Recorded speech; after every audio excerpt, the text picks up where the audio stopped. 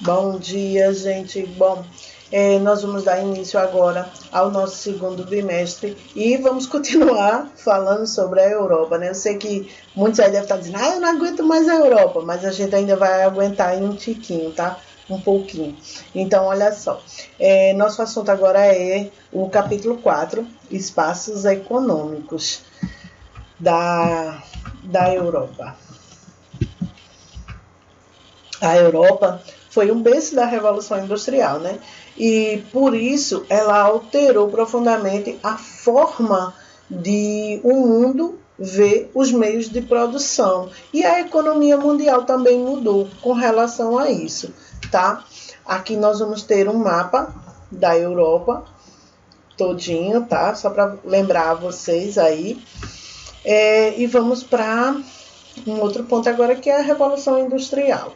Né? A Revolução Industrial foi um processo que modificou a forma com que se produzia as coisas. Então, tudo que era feito manualmente, artesanalmente, de repente mudou para usar uma outra força, que foi a energia motriz, né? A energia do vapor. Então, as fabricações que eram artesanais começaram a mudar. De um certo modo, essas mudanças foi bom e foi ruim, né? Tudo tem seu lado positivo e negativo. Um lado bom que ocorreu foi que a produção em larga escala para venda, para o consumo, né? Barateou algumas coisas e possibilitou a grande massa populacional adquirir algumas coisas. Outras coisas ruins é que ao longo do processo da industrialização, das revoluções industriais, muitas pessoas foram perdendo seus empregos. Isso foi algo muito ruim, né? A gente saiu de uma coisa manual, única, para uma coisa todo mundo tem igual, né? Antigamente, vamos dizer assim, fazer uma blusa era algo único, que as costureiras faziam, né, blusa a blusa. Tinha lá alguns defeitos, algumas falhas? Tinha, mas eram únicas, né? E por isso saía mais caro. Depois veio a indústria, que passou a produzir em larga escala várias blusas. As blusas passaram a ser iguais, mas em contrapartida elas passaram a baratear. Então muita gente podia estar usando outras roupas, né? E não só aquela ideia de uma única roupa, de comprar só uma, podia comprar várias porque elas eram mais baratas, né? Houve essas modificações. A Revolução Industrial, ela se dividiu em 3 fases, né? A primeira foi a primeira revolução industrial. Ela ocorreu em meados do século XVIII e século XIX. A sua principal característica aí foi a mecanização, né? Que começou ali a aparecer as primeiras máquinas, né? E transformou alguma parte das indústrias que tinha muita gente humana e passou a ter um pouco mais de máquina, além das vidas humanas. Na segunda revolução industrial, esse foi um período que ficou conhecido como livre concorrência, ou seja, as indústrias passaram a ver que podiam se modificar e podiam concorrer umas com as outras, né? E isso fez gerar um sistema capitalista muito grande, mas tornava as coisas competitivas, tornava as coisas monopolistas, né? As empresas estavam monopolizadas no comércio, havia um capitalismo financeiro monopolista empregado na segunda revolução industrial. Então, houve tudo isso. Já a terceira revolução industrial, que é a que estamos vivendo, eu diria que estamos até caminhando para a quarta revolução industrial, né? Ela teve seu ponto culminante aí em meados do século XX, né? Por volta de 1950, com o desenvolvimento da eletrônica. Pensa aí, turma, até então, né, ninguém falava nada, mas agora nós temos o quê? Rádio, TV, celular, né, computadores, a informática, uma gama de tecnologia. Então, a terceira revolução industrial foi assim, boom. Foi o grande boom da Revolução Industrial, podemos dizer assim. E esse grande boom da Revolução Industrial foi bom e foi ruim, né? Foi bom porque aproximou o que estava distante, nos possibilitou uma globalização imensa, né, de tudo. A globalização, essa globalização imensa, ela foi boa e também foi ruim, né, gente? Porque, olha só, do mesmo jeito que nós passamos a compartilhar todo o conhecimento e o desenvolvimento tecnológico que existe no mundo, a gente também passou a compartilhar pequenos vírus que está matando gente, como aí a nossa querida pandemia, né? Como o nosso Covid-19. Então, infelizmente, a globalização também nos trouxe esses pontos ruins. Mas, de um modo geral, a Revolução Industrial, ela foi de um certo modo positivo, né, para isso.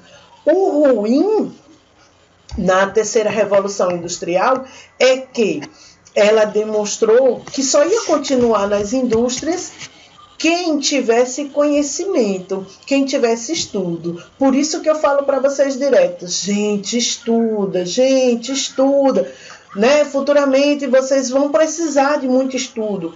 Por quê? Porque o mundo está demonstrando isso, que só vai precisar, né, de pessoas que tenham realmente, eu vou dizer, um certo domínio de conhecimento.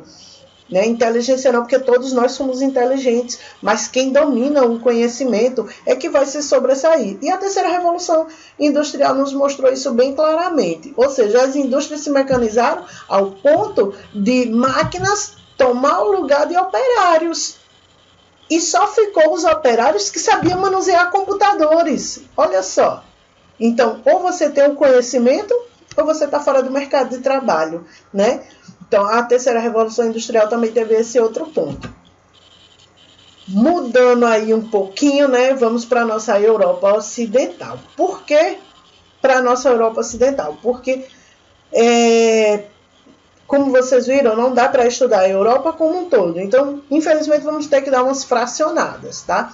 E a primeira fração está aí, a Europa Ocidental. Como a gente já havia mencionado para vocês, é composta por todas as nações banhadas pelo Oceano Atlântico, né? Ou que tenha relações aí com o Ocidente. A Europa Ocidental é uma das regiões mais desenvolvidas do planeta, até porque ela abrange quem? Reino Unido, Alemanha, França, Bélgica. Então, são os países desenvolvidos da Europa, né?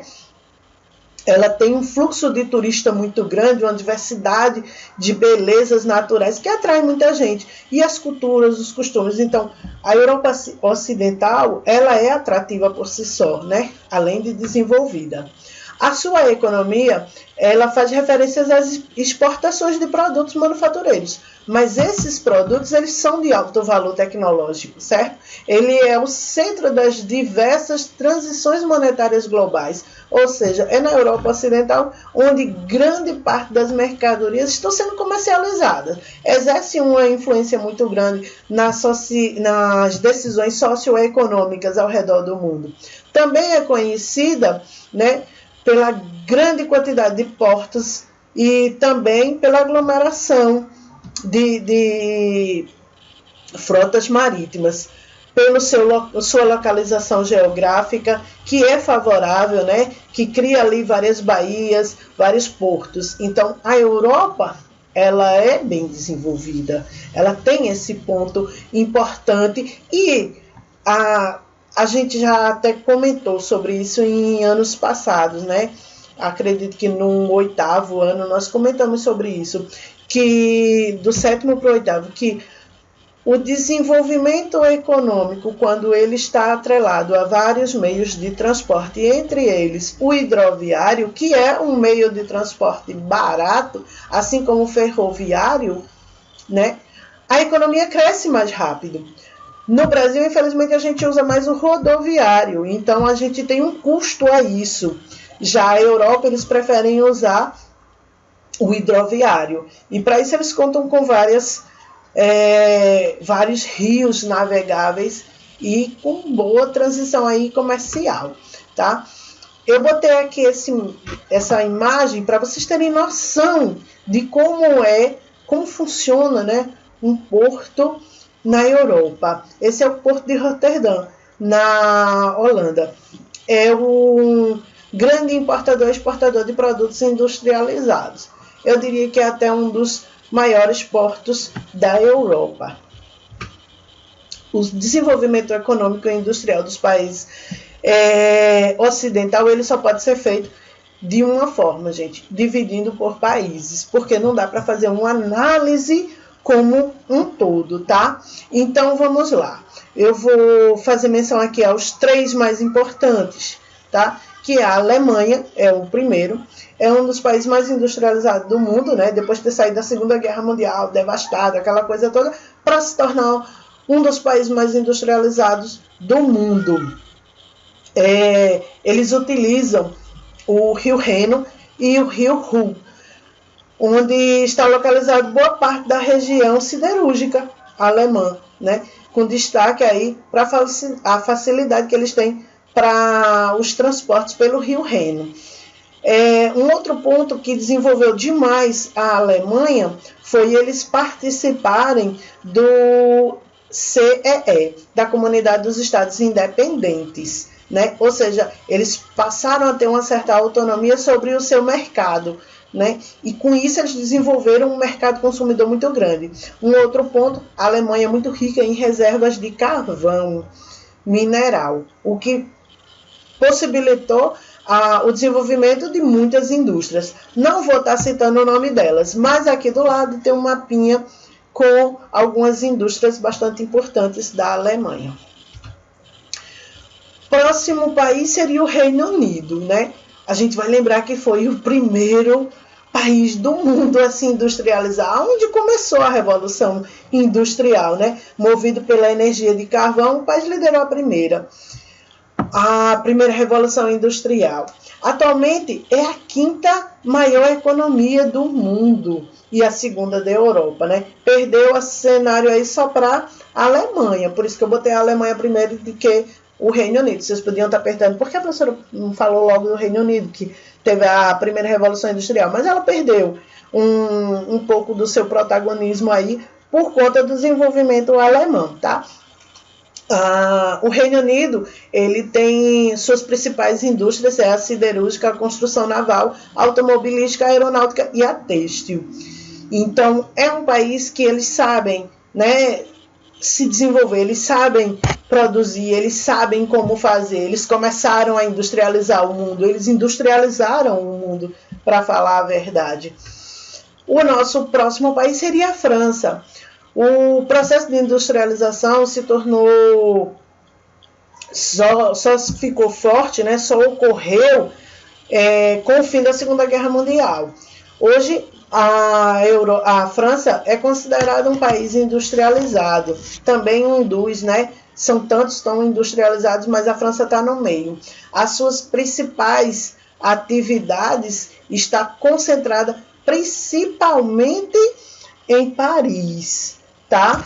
E esse desenvolvimento todo da França, ele vai estar aí fazendo grandes menções ao setor siderúrgico, automobilístico, aeronáutico, o químico, o têxtil e também quando a gente fala assim, né, há uma agricultura também bastante desenvolvida, também mecanizada, certo? Tirando esses 3 importantes, eu queria que vocês não esquecessem de dar uma lida lá no livro de vocês, tá? Está na página 10 do livro de vocês, e sobre os outros países da Europa Ocidental, que é a Áustria, Suíça, Irlanda, Liechtenstein, Bélgica, Países Baixos e Luxemburgo. Não deixem de olhar todos eles, tá, gente? E ver aí a questão das suas economias. No momento, só isso, gente. Aqui tem um mapinha ainda, né, da Europa, para vocês se localizarem direitinho. E bom estudo a todos. Qualquer dúvida, eu estou lá no grupo. Quem não quiser fazer perguntas no grupo, pode me chamar no privado que eu respondo, tá, gente? Espero que vocês estejam aprendendo, espero que vocês estejam gostando, espero que tudo isso passe e que a gente possa ter o nosso convívio novamente na sala, certo? Bom estudo para todos e até a próxima.